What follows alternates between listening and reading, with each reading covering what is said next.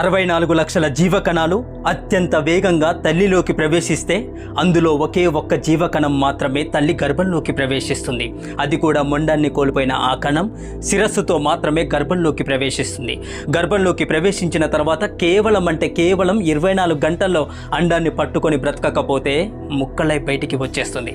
అదొక పోరాటమే కదా, ఏమంటారు? కాదంటారా?